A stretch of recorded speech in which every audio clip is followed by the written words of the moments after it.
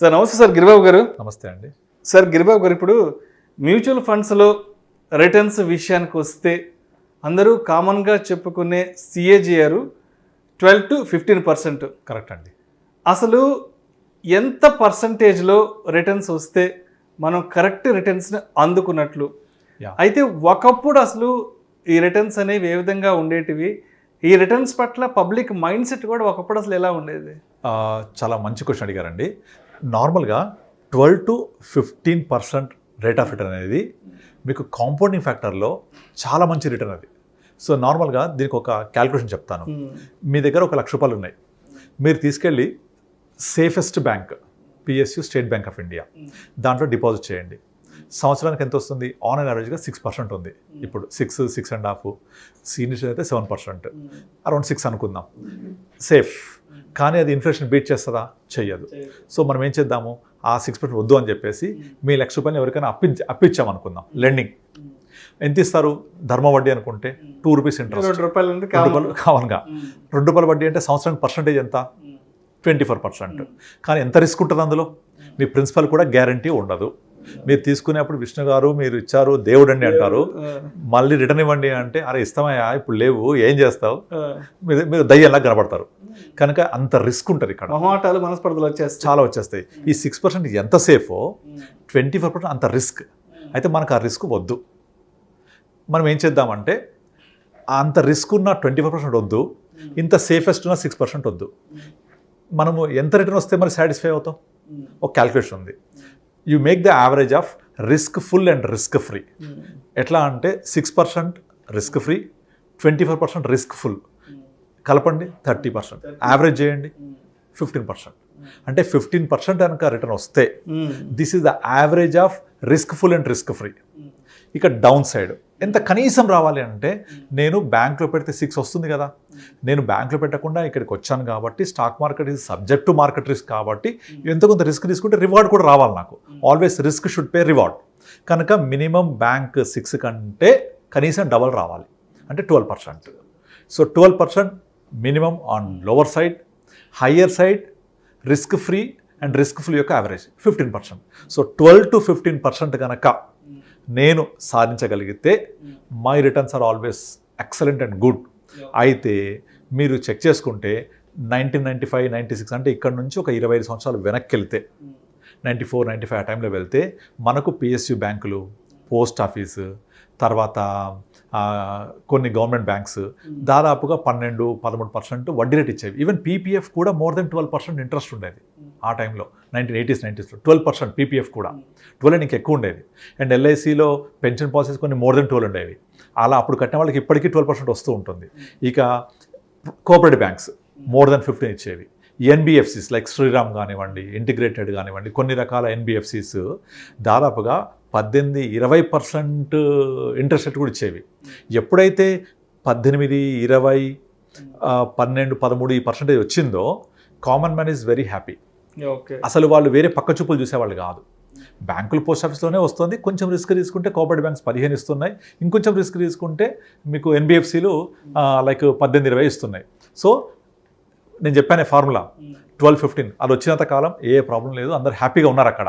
ఎప్పుడైతే ఒక దేశం అభివృద్ధి చెందుతూ ఉంటుందో అక్కడ ఒక 3 ఫ్యాక్టర్స్ మనం గమనించాలి. డిపెండెన్సీ ఆన్ అగ్రికల్చర్ తగ్గుద్ది, ఇంట్రెస్ట్ రేట్స్ తగ్గుతూ ఉంటాయి, and dependency on service sector పెరుగుతూ ఉంటుంది. సో ఈ 3 ఫ్యాక్టర్స్ ఒక దేశం అభివృద్ధి చెందుతుంది అని చెప్పడానికి సూచికలు. సో మీరు ఇండియా తీసుకోండి, ఇక్కడ మనకు అగ్రికల్చరల్ డిపెండెన్సీ తగ్గుతుందా? రాను క్లియర్ కనిపిస్తుంది. ఒకప్పుడు 70% డిపెండెన్సీ, వాళ్ళ 45కి వచ్చేసాం. అలాగే సర్వీస్ సెక్టర్ డిపెండెన్సీ ఒక 20 సంవత్సరాల క్రితం లెస్ దాన్ 10% ఉండే, ఇవాళ 40%కి వచ్చేసాం. Interest rates తగ్గిపోతున్నాయా? సో ఈ 3 ఫ్యాక్టర్స్ ఇండియా గ్రో అవుతోంది అని చెప్పడానికి నిదర్శనం. మరి ఇందులో మనం ఇంట్రెస్ట్ రేట్స్ తీసుకుందాం. ఇప్పుడు ఇంట్రెస్ట్ రేట్స్ తగ్గుతూ వస్తున్నాయి కదా. పిఎస్యులు 12-13 నుంచి ఇవాళ 5-6కి వచ్చేసాయి. ఎన్బిఎఫ్సిస్ కూడా ఇవాళ హార్డ్లీ 8-9 నుంచి ఇవ్వట్లేదు. సో మరి మనకు కావాల్సిన 12-15 ఎక్కడొస్తుంది? ఒకే ఒక మార్గం, ఒకే ఒక ప్రదేశం, అది క్యాపిటల్ మార్కెట్స్. ఈ క్యాపిటల్ మార్కెట్స్లో మళ్ళీ చాలామందికి ఏం కొనాలి, ఎప్పుడు కొనాలి, ఎప్పుడు అమ్మాలి తెలియదు కాబట్టి సింపుల్గా మ్యూచువల్ ఫండ్స్. మీరు యావరేజ్గా ఒక 20 years వింటేజ్ ఉన్న మ్యూచువల్ ఫండ్స్ ఏ తీసుకున్నా కూడా ఇవాళ రోజున more than 15 to 18% return generate చేసే ఆల్రెడీ. ఇదంతా గతం. ఫ్యూచర్ చూద్దాం. మనం ఇంతకుముందు కొన్ని వీడియోస్లో మాట్లాడుకున్నాం, ఇండియన్ ఎకానమీ రాబోయే 1 డికేడ్లో ఒక ఫాస్టెస్ట్ బుల్ రన్లోకి వెళ్తోంది. అండ్ మన మార్కెట్స్ కూడా చాలా ఫాస్ట్ గ్రో అవబోతున్నాయి. మీకు ఆల్రెడీ మోతీలాల్ ఒస్వాల్ వాళ్ళు చెప్పేశారు, we are going to see 2 lakh plus Sensex in coming next 1 decade అని అందరు చెప్తున్నారు. సో ఇవన్నీ కూడా 12 to 15% గ్రోత్ రేట్లో వెళ్తేనే వస్తుంటాయి. ఇవన్నీ జరుగుతుంది కూడా ఆల్రెడీ. ఇక్కడ ఏంటంటే మనకు పేషెన్స్ ఉండాలి, నమ్మకం ఉండాలి. ఆ మార్కెట్స్తో పాటుగా ట్రావెల్ చేస్తుంటే మనం కూడా ఆ గ్రోత్ రేట్లో ఉంటాము, చూడొచ్చు కూడా. సో ఇప్పుడు గతంలో జరిగింది, రాబోయే ఫ్యూచర్లో కూడా ఎకానమీ, జీడిపి రెండు కూడా కలిసి పరిగెడుతూ ఉంటే ఎప్పుడు కూడా Indian total GDP size is equal to Sensex growth. ఎలా అంటే మన సెన్సెక్స్ ఎంత గ్రోత్ ఉంటుంది, 12-14 అనుకున్నాం కదా, 12-15. మన ఎకానమీ గ్రోత్ ఎంత ఉంటుంది, 6% జీడిపి ప్లస్ 6% ఇన్ఫ్లేషన్, 6 to 7 అనుకోండి దాదాపుగా. So Sensex growth is equal to GDP plus inflation. GDP plus inflation 12 to 14, Sensex growth rate అంతే. ఇది వచ్చిందనుకోండి ఆటోమేటిక్గా మనము అక్కడే ఉంటాం కదా, మనకు కావాల్సిన రిటర్న్ అక్కడ దొరుకుతుంది కదా. అయితే ఇక్కడ ఎక్కడ కన్ఫ్యూజ్ అవుతారంటే జనాలు, బ్యాంకులు 12-15 ఇస్తాయి, గ్యారంటీ రాసిస్తాయి. మనకు గ్యారంటీ ఉందా అక్కడ అడుగుతారు. గ్యారంటీ ఇక్కడ ఉండదు, ఎవరు రాసివ్వరు. కానీ over a period of time compound అవుతూ అంటే ఒక ఇయర్ మైనస్ రావచ్చు, ఒక ఇయర్ ప్లస్ రావచ్చు, ఒక ఇయర్ చాలా ఎక్కువ రావచ్చు.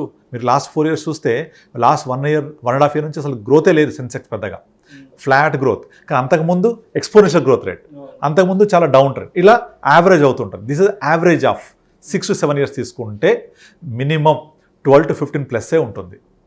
సో కనుక ఆ 12-15% 25 బ్యాక్ వచ్చింది ఫిక్స్డ్ డిపాజిట్ కైండ్ ఆఫ్ థింగ్లో. ఇవాళ సేమ్ కైండ్ ఆఫ్ రిటర్న్ మనము క్యాపిటల్ మార్కెట్స్ ద్వారా మ్యూచువల్ ఫండ్లో ఇన్వెస్ట్ చేసి సంపాదించవచ్చు. సో ఇది వచ్చినంత కాలం మనకు కాంపౌండింగ్ ఫ్యాక్టర్ యాడ్ అయ్యి మనకు కావాల్సిన సఫిషియంట్ గ్రోత్ రేట్ ఇస్తుంది. ఎందుకంటే మీరు రూల్ 15 గురించి వినే ఉంటారు, 15,000 15 years 15%. ఇక్కడ 15% రిటర్న్ ఇస్తే 15,000 ఇన్వెస్ట్ చేస్తూ పోతే 15 years తర్వాత 1 crore ఉంటుంది. సింపుల్. మరి 15% వస్తుందా అంటే గతంలో వచ్చింది. సో ఫ్యూచర్లో కూడా కాంపౌండింగ్ ఫ్యాక్టర్ ద్వారా యావరేజ్ అవుతూ మనం అట్లీస్ట్ 12 to 15% ఉంటే కనీసం 1 crore కాకపోయినా 80 lakhs 75 90 lakhs ఈజీగా ఉంటాం అక్కడ మనం. సో ఇది బ్యాంకుల ద్వారా, పోస్టల్ ద్వారా సాధ్యం కాదు. ఎందుకంటే ఎకానమీ గ్రో అవుతున్నప్పుడు వడ్డీ రేట్లు తగ్గుతూనే ఉంటాయి. తగ్గితేనే ఎకానమీ గ్రో అవుతుంది, అప్పుడే మార్కెట్స్ పెరుగుతాయి. అన్ని తగ్గుతుంటే ఏం పెరుగుతాయి, మార్కెట్స్ పెరుగుతుంటాయి. ఎందుకంటే market is nothing but the combination of all the companies which are participating in the stock market. So stock market యొక్క టోటల్ కంపెనీస్ మన జీడిపి 80% కంట్రిబ్యూట్ చేస్తాయి. ఫర్ ఎగ్జాంపుల్ ఒక టీసీఎస్ఏ మోర్ దెన్ 3% మన జీడిపి కంట్రిబ్యూట్ చేస్తాయి. Reliance Industries group more than 2% contribute చేస్తాయి. So అలా అన్ని కంపెనీస్ యొక్క contribution is a part of GDP. Agriculture contribution ఒక 20% ఉంటుంది. సో ఇవన్నీ గ్రో అవుతున్నప్పుడు ఆటోమేటిక్గా జీడిపి గ్రో అవుతున్నప్పుడు దానికి రిలేటెడ్గా ఉండే సెన్సెక్స్ గ్రో అవుతున్నప్పుడు 12-15 తప్పకుండా వస్తుంది. సో ఆ 12-15% వచ్చినప్పుడు మనకు కావాల్సిన, ఒకప్పుడు 20-15% సాటిస్ఫై అయ్యారు కదా, ఇప్పుడు కూడా ఆ 12-15% వచ్చి కాంపౌండ్ అవుతూ ఉంటే మనం అనుకున్న విధంగా మన టార్గెట్స్ రీచ్ అవుతాం.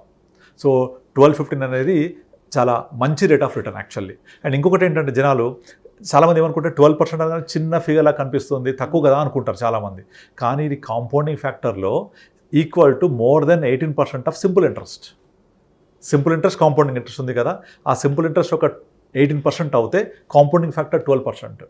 మీకు రూల్ 72 తెలుసు కదా, రూల్ 72 ఏం చెప్తుంది, మనకు 12% కనుక రిటర్న్ ఇస్తే 72/12 ఎగ్జాక్ట్లీ 6 yearsలో డబుల్ అవుతుంది. 6 yearsలో డబుల్ అవుతుంది. అంటే 6 years డబుల్ అంటే మన 100 రూపాయలు 6 yearsకి డబుల్ అవుతుంది. సో అంటే కాంపౌండింగ్ 12 చూడండి, అంటే 6 years 12 అంటే ఎంత రావాలి, 72% రావాలి. కానీ 100% అయిపోద్ది బికాస్ ఆఫ్ కాంపౌండింగ్ ఫ్యాక్టర్. అంటే మనకు simple interest more than 18% work out అయినట్టు. సో కనుక 12-15 is not at all a small rate of interest, definitely will create wonders over period of time. And ఇంకొకటి పాయింట్ ఏంటంటే పోను ఈ గ్రోత్ రేట్ కూడా తగ్గే అవకాశాలు ఉంటాయి. ఎందుకంటే ఎకానమిక్ గ్రోత్ రేట్ తగ్గుద్ది పోను. లైక్ అంటే పోను అంటే ఒక 10-15 years అవుతుంది. ఇప్పుడు యూఎస్ఏ గ్రోత్ రేట్ ఎంత ఉంటుంది, హార్డ్లీ 3% 4%. ఇన్ఫ్లేషన్ కూడా చాలా తక్కువ ఉంటుంది. అడ్వాన్స్ కంట్రీస్ ఏది తీసుకోండి, జపాన్ తీసుకోండి, జపాన్లో గ్రోత్ రేట్ ఎంత ఉంటుంది, హార్డ్లీ 1-2%. వాళ్ళ యొక్క జీడిపి గ్రోత్ రేట్ మైనస్లో ఉంటుంది ఒక్కోసారి కొన్ని క్వార్టర్స్లో. కనుక అవన్నీ కూడా 3-4%కి వచ్చేసాయి. India is the only country where GDP growth rate is more than 7%, inflation is more than 6%.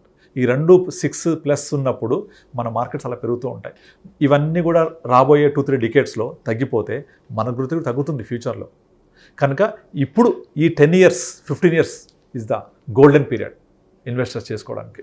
ఇక తర్వాత ఈ 12-15 కూడా వచ్చే అవకాశాలు తగ్గిపోతాయి, రావు. మనం కూడా అడ్వాన్స్ కంట్రీస్ లాగా 6% కోసం సెటిల్ అయిపోతాం. అప్పుడు ఇంట్రెస్ట్ రేట్స్ ఇంకా తగ్గిపోతాయి, 2%కి వచ్చేస్తాం ఇంట్రెస్ట్ రేట్స్. ఇప్పుడు జపాన్ తీసుకోండి, interest rate is negative. UK interest rate is hardly 0.3, 0.1. ఇంకా గ్రోత్ ఏముంటుంది? సో అట్లా అనమాట.